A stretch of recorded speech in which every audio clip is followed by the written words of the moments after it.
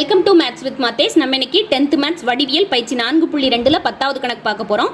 நாற்கரம் ஏபிசிடியில் AB equal to ஏடி, கோணம் BAC மற்றும் கோணம் சிஏடியின் கோண இருசம வெட்டிகள் பிசி மற்றும் சிடி ஆகிய பக்கங்களை முறையே இ மற்றும் எஃப் என்ற புள்ளிகளில் சந்திக்கின்றன எனில் இஎஃப் பேரலல் பிடி என நிரூபிக்க. அதாவது இஎஃப்பும் பிடியும் இணைன்னு சொல்லி நம்ம நிரூபிக்கணும். நமக்கு கணக்கில் ஃபர்ஸ்ட் ஒரு நாற்கரம் கொடுத்துருக்குறாங்க. அந்த நாற்கரத்தில் ஏபி ஏடிக்கு சமமாக இருக்குன்னு சொல்லிட்டாங்க. ஸோ ஏபி மற்றும் ஏடி சமமாக இருக்கிற மாதிரி ஒரு நாற்கரம் வரைகிறோம்.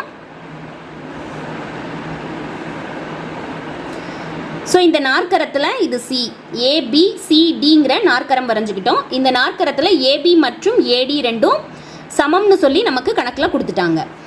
அதே மாதிரி கோணம் பிஏசி, கோணம் பிஏசிக்கும் கோணம் சிஏடிக்கும் ஒரு இருசம வெட்டி இருக்குதான். ஏசிங்கிற இந்த புள்ளிகளை இணைக்கும் போது நமக்கு கோணம் பிஏசி மற்றும் கோணம் சிஏடி கிடைக்குது. இது ரெண்டுக்கும் கோண இருசம வெட்டி வரைய சொல்லியிருக்கிறாங்க. ஸோ கோண இருசம வெட்டி பிசிஏ எந்த புள்ளியில் வெட்டும் அப்படின்னா பிசிஏ ஈங்கிற புள்ளியில் வெட்டுது. சிஏடிங்கிற கோணத்தின் இருசம வெட்டியானது சிடிஏ எந்த புள்ளியில் வெட்டுது அப்படின்னா எஃப் அப்படிங்கிற புள்ளியில் வெட்டுது என்ற புள்ளிகளில் சந்திக்கின்றன எனில் இஎஃப், இயையும் எஃப்ஐயும் இணைக்க சொல்கிறாங்க. இந்த இஎஃப்ஐ இணைக்கும் போது இஎஃப்பும் இந்த பிடி ரெண்டும் இணை அப்படின்னு சொல்லிட்டு நம்ம நிரூபிக்கணும். இந்த ரெண்டு கோடுகளும் இணை அப்படின்னு சொல்லிட்டு நம்ம நிரூபிக்கணும். நம்ம கணக்கில் கொடுத்துருக்கிற தரவுகளை வச்சு படம் வரைஞ்சிட்டோம். இங்கே ஏபி ஏடிக்கு சமம்னு சொல்லி கணக்கில் கொடுத்துருந்தாங்க.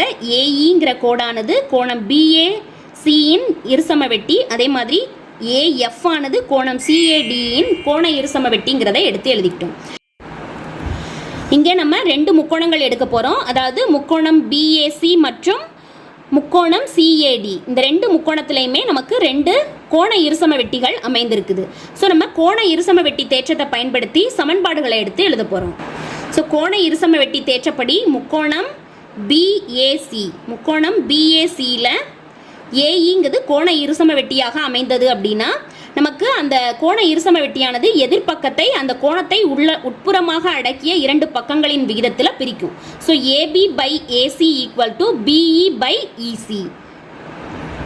AB by AC equal to BE by CE. இது முக்கோணம் பிஏசியில் நம்ம எழுதியிருக்கிறோம். அடுத்து முக்கோணம் சிஏடிங்கிற முக்கோணத்தில் எழுத போகிறோம் கோண இருசம வெட்டிய தேற்றத்தை பயன்படுத்தி. ஸோ முக்கோணம் சிஏடியில் ஏஎஃப் ஆனது கோண இருசம வெட்டி.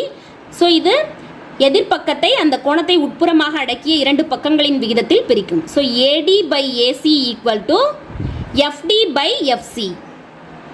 AD by AC equal to AD by AC equal to FD by FC.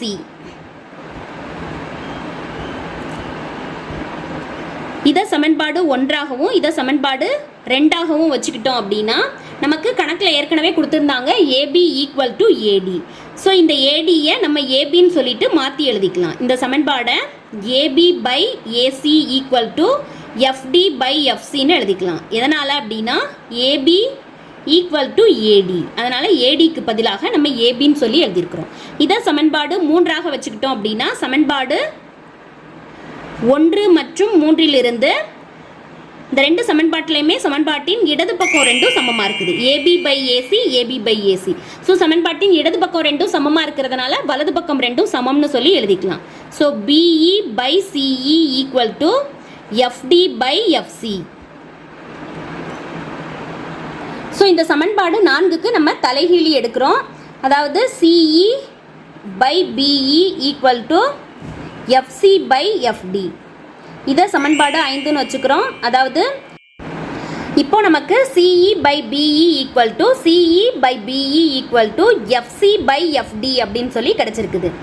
இந்த சமன்பாட்டில் இருந்து தேல்ஸ் தேற்றப்படி நம்ம என்ன சொல்லலாம் அப்படின்னா முக்கோணம் பிசிடியில் ஒரு நேர்கோடு இஎஃப் ஆனது இரண்டு பக்கங்களை சமவிகிதத்தில் பிரிக்கும் போது அது 3வது பக்கத்திற்கு இணையாக இருக்கும் அப்படின்னு சொல்லிட்டு நம்ம ஆன்சர் எடுத்து எழுதிக்கலாம்.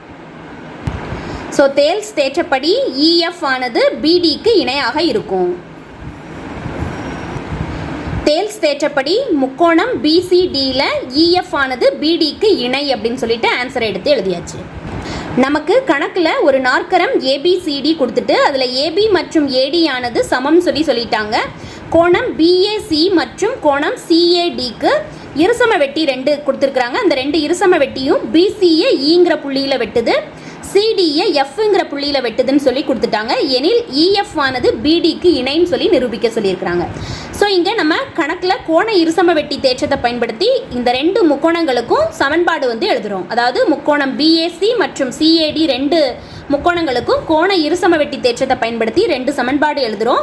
அந்த சமன்பாடில் ஏடி ஈக்குவல் டு ஏபின்னு சொல்லி பிரதியிடும் போது நமக்கு சமன்பாடு 1 மற்றும் 3 இந்த இது வந்து நமக்கு கிடைக்குது, இந்த சமன்பாடு. ஸோ இந்த சமன்பாடுக்கு தலைகீழி மட்டும் எடுக்கிறோம். தலைகீழி எடுத்ததுக்கு அப்புறமா தேல்ஸ் தேற்றம் பயன்படுத்தி முக்கோணம் பிசிடியில் இஎஃப் ஆனது பிடிக்கு இணைன்னு சொல்லி நம்ம ஆன்சர் எடுத்து எழுதிக்கலாம்.